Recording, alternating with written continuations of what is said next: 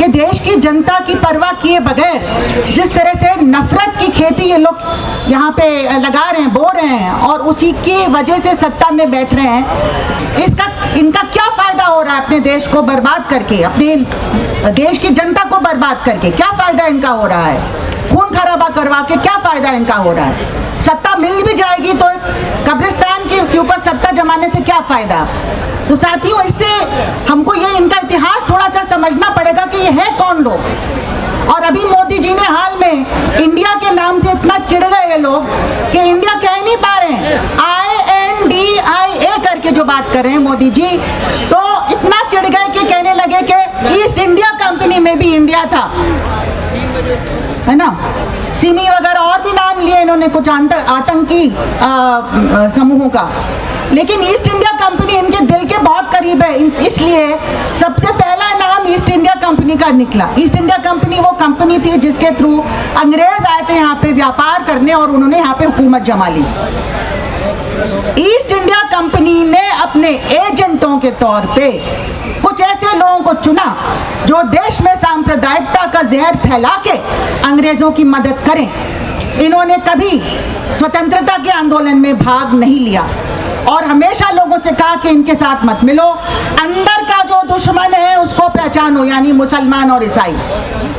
वो हमारे असली दुश्मन है, अंग्रेज हमारे दुश्मन नहीं है। जो हुकूमत में उनसे लड़ने से फायदा नहीं है, उससे हमारा नुकसान होगा, इनसे लड़ो, ये तुम्हारा दुश्मन है। यही जो तकनीक थी वो आज भी उन्हीं आकाओं के साथ, आका भी नहीं बदले, आकाओं के नाम बदले हैं। ईस्ट इंडिया कंपनी को मजबूर होकर छोड़ना पड़ा हमारा देश, लेकिन बाहर से भी उन्होंने अपनी हुकूमत चलाने की कोशिश की लगातार। कभी वो बड़े बड़े लोन देते थे जो लेने पड़ते हैं कभी कभी, और उससे हमारी नीतियों के ऊपर वो कंट्रोल, कब्जा चाहते थे। शिक्षा नीति, स्वास्थ्य नीति, सरकार पैसा क्यों खर्च करती है शिक्षा पे, बार बार कहते थे। वर्ल्ड बैंक और ऐसी संस्थाएं निजीकरण कर दो, और निजीकरण में क्या हुआ कि ऐसे जो लोग, जो तत्व, जो महात्मा गांधी की हत्या के जिनके ऊपर आरोप लगा था और बैन भी हो गया था ये संगठन, सरदार पटेल ने बैन किया था इन्हें, वही लोग इस तरह का काम वहां पे शिक्षा को अपने कब्जे में सबसे पहले, सबसे ज्यादा महत्व शिक्षा को दिया उन्होंने। और दुख की बात है कि जो लोग सत्ता में थे उन्होंने शिक्षा को महत्व नहीं दिया, कांग्रेस पार्टी और भी जो पार्टियां आई, और इन लोगों ने शिक्षा को जो महत्व दिया, तो शिक्षा का संप्रदायीकरण और किस तरह से लोगों के, बच्चों के मन में जहर घोलने का काम, जिसका नतीजा हमने फिर गुजरात में देखा। गुजरात के जो दंगे नहीं थे, वो एक नरसंहार था 2002 में। उस तरह की जो सोच है, तो वो जो इनके हाथ में आया, और फिर जिस तरह के इन्होंने देशद्रोही काम लगातार किए, तो कोई ताज्जुब की बात नहीं है कि आज भी उन्हीं ताकतों के हाथ में ये खेल रहे हैं। वहाँ से उनको पैसा मिलता है, क्योंकि इनको सत्ता में रखने के लिए जरूरी है कि पैसा दें, और ये अपना जो इनका जो एजेंडा है, सांप्रदायिक एजेंडा है, मनुस्मृति का जो एजेंडा है, ये हमारे संविधान में विश्वास नहीं करते हैं। जब संविधान बना बाबा साहब की निगरानी में, तब इन्होंने इसको अपोज किया, इनको कहा कि हम विरोध किया कि हम नहीं मानते हैं, हमारे देश में मनुस्मृति लागू होने चाहिए, क्योंकि बहुसंख्या यहाँ पे हिंदुओं की है। किनको हिंदू मानते हैं? क्या उनको ब्राह्मण बना देंगे सबको? नहीं, वो सबको दबा के रखना चाहते हैं जो वर्ण व्यवस्था में दिया हुआ है, ताकि इनका जो मुट्ठी भर लोगों का जो प्रिविलेज है, सत्ता है, और सारे रिसोर्सेज, देश की जो पूंजी है, वो उन्हीं के हाथ में रहे। ये पूंजी का खेल है साथियों। वर्ण व्यवस्था भी बनाई गई ताकि कुछ मुट्ठी भर लोगों के हाथ में पूंजी रहे। तो इस तरह से साथियों, कोई ताज्जुब की बात नहीं, इनको ये काम करना ही था, और ये काम कर रहे हैं, बेशर्मी के साथ कर रहे हैं।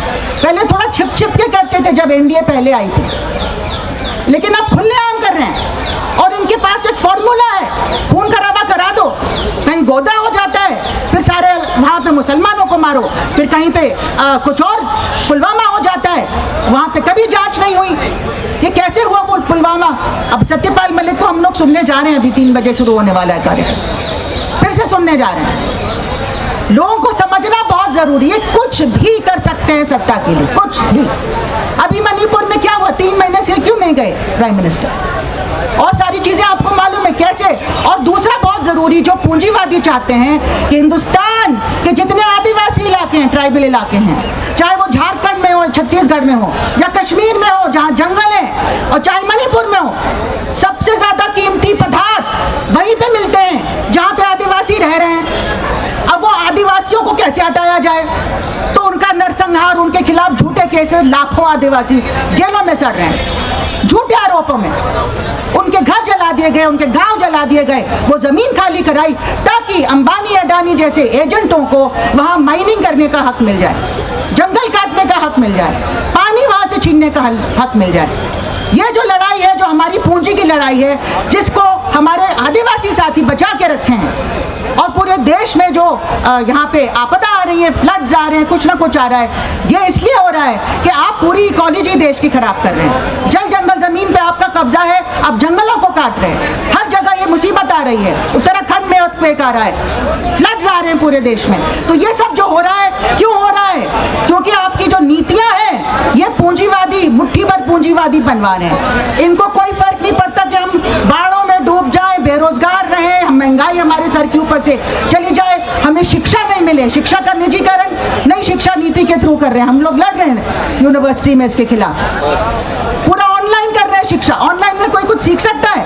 ऑनलाइन में इनको टीचर को रोजगार देने की जरूरत नहीं, टीचर के बगैर हम चलाएंगे शिक्षा। कैसे चलाएंगे? कौन सीखेगा कुछ?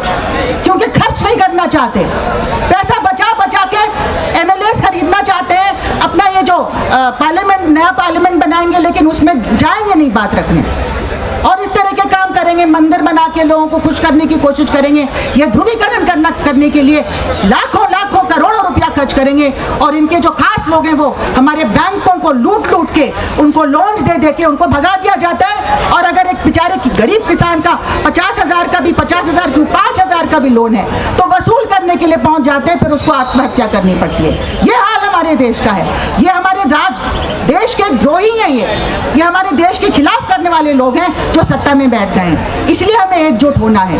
हमारे एक दूसरे के साथ बहुत सारी